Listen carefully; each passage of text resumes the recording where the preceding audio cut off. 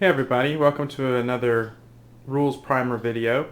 Today we're looking at Age of Conan, the strategy board game. This is a board game for 2 to 4 players, designed by the same guys that did War of the Ring and published in the United States by Fantasy Flight Games. In Age of Conan, each player plays one of the major civilizations in the world of Conan the Barbarian, and their goal is to conquer territories, destroy your enemies, that sort of thing.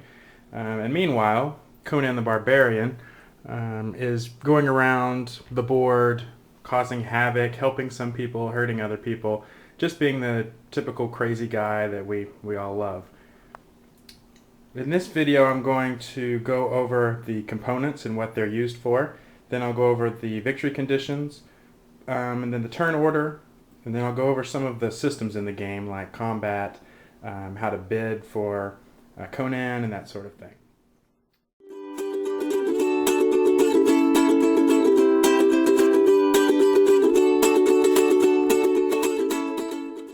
So first of all, let's look at the components and what they're used for. I've got the game set up here for a 4-player game.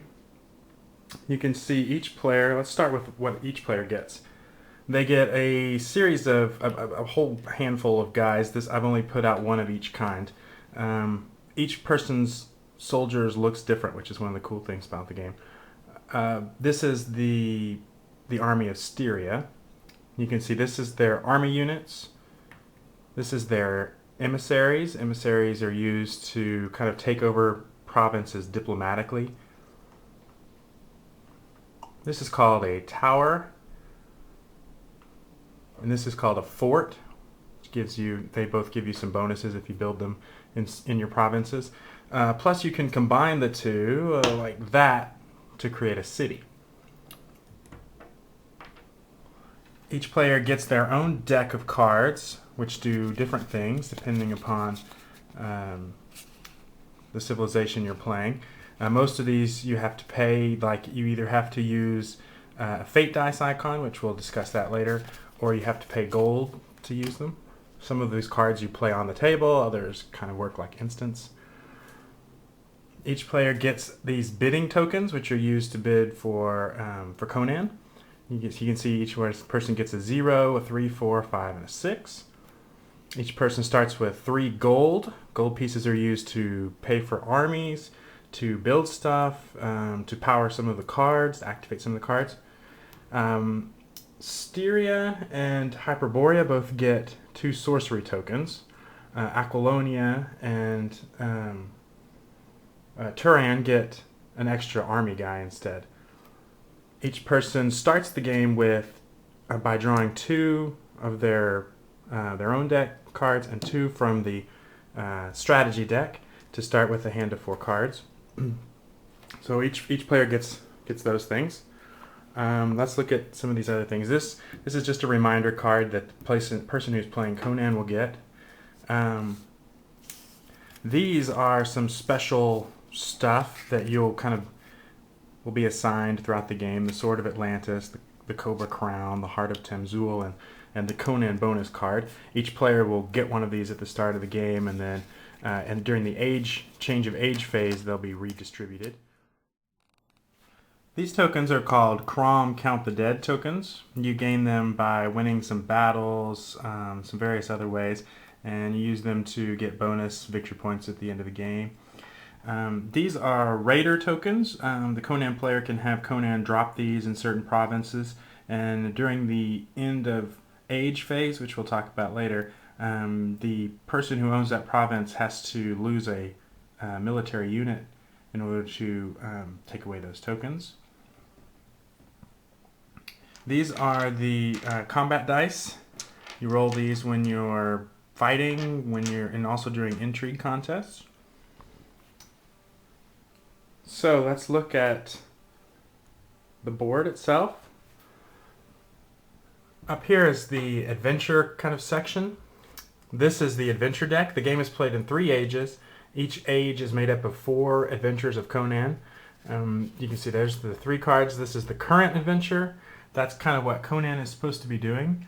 It shows a number of a length of the adventure, which corresponds to how many of these tokens are down here on the adventure track. And it also shows a destination, which corresponds to this marker. This shows where Conan's trying to get to. And if the Conan player moves Conan each turn towards this destination, then he'll get to claim one of these adventure markers off of the adventure track. These markers give you various things and also help you get bonus points at the end of the game. Over here is the objective cards. There's a number of objectives put out at the beginning of the game that corresponds to the number of players, and these are things that the players should be trying to do, and they'll give you bonus points bonus points towards winning the game. These are also they're checked during the end of age phase to determine if people have gotten them, and if they accomplish them, then the new cards are dealt out for the next age. You can see each player starts with a home province, which has the name of their civilization on it, and some starter units and starter emissaries in their home province. The home provinces can never be captured, so the game does not have player elimination. All the other provinces have a province rating, which is the number of combat dice that are rolled when that province is defending against attack. And they also have this cool thing called a campaign track, which each one of these circles is a different type of terrain.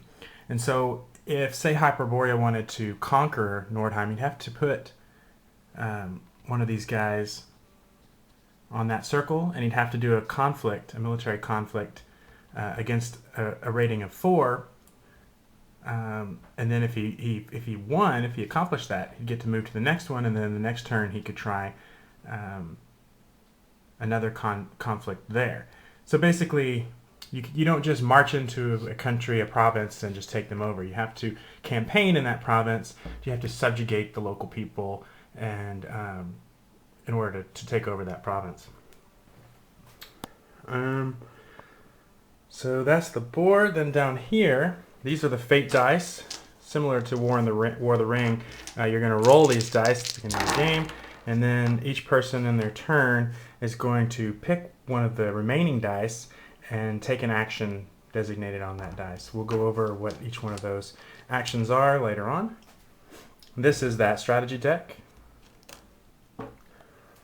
And then this is the Empire Points track. At the end of the game, the person with the most Empire Points is going to win. We'll go over the victory conditions in just a moment.